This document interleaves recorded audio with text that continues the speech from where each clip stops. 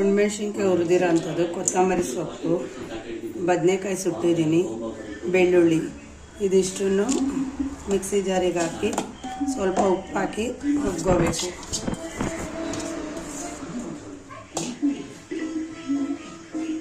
ಸ್ವಲ್ಪ ಉಪ್ಪನ್ನು ಹಾಕಿ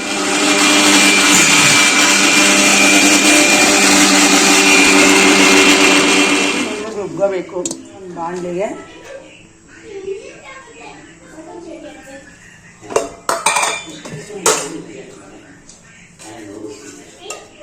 ಎರಡು ಸ್ಪೂನ್ ಎಣ್ಣೆ,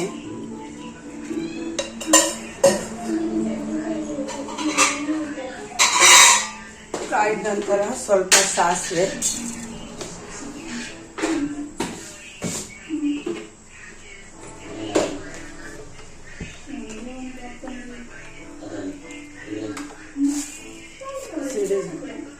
ಸಾಸಿವೆ ಸಿಡಿದ ನಂತರ ಸ್ವಲ್ಪ ಕರಿಬೇವಿನ ಸೊಪ್ಪು,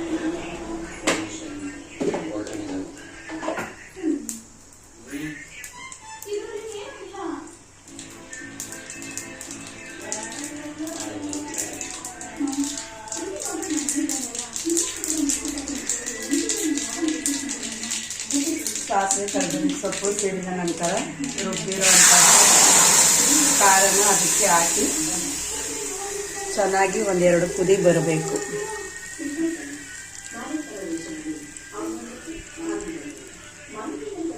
ಬೇಕಾದರೆ ಸ್ವಲ್ಪ ನೀರನ್ನ ಸೇರಿಸ್ಕೋಬೋದು, ನಮಗೆ ಎಷ್ಟು ಬೇಕೋ ಅಷ್ಟು.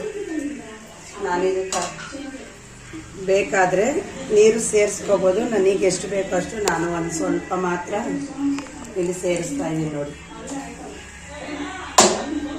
ಆಫ್ ಇದಕ್ಕೂ ಚೆನ್ನಾಗಿ ಕುದಿ ಬಂದ ನಂತರ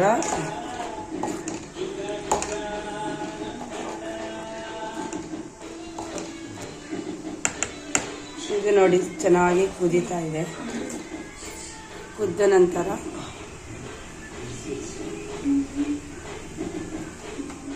ಇದು ಚೆನ್ನಾಗಿ ಕುದಿ ಬರಬೇಕು. ಚೆನ್ನಾಗಿ ಕುದ್ದ ಮೇಲೆ ಆಫ್ ಮಾಡಿ ಅದು ತಣ್ಣಗಾಗಬೇಕು. ಮೊಸರು ನಾನು ಯೂಸ್ ಮಾಡಿಲ್ಲ, ಜರ್ಸಿ ಮೊಸರನ್ನ ಆ್ಯಡ್ ಮಾಡ್ತೀನಿ. ಅಂದರೆ ಅದು ಖಾರ ತಣ್ಣಗಾಗಬೇಕು, ಅಲ್ಲಿವರೆಗೂ ವೆಯ್ಟ್ ಮಾಡಬೇಕು.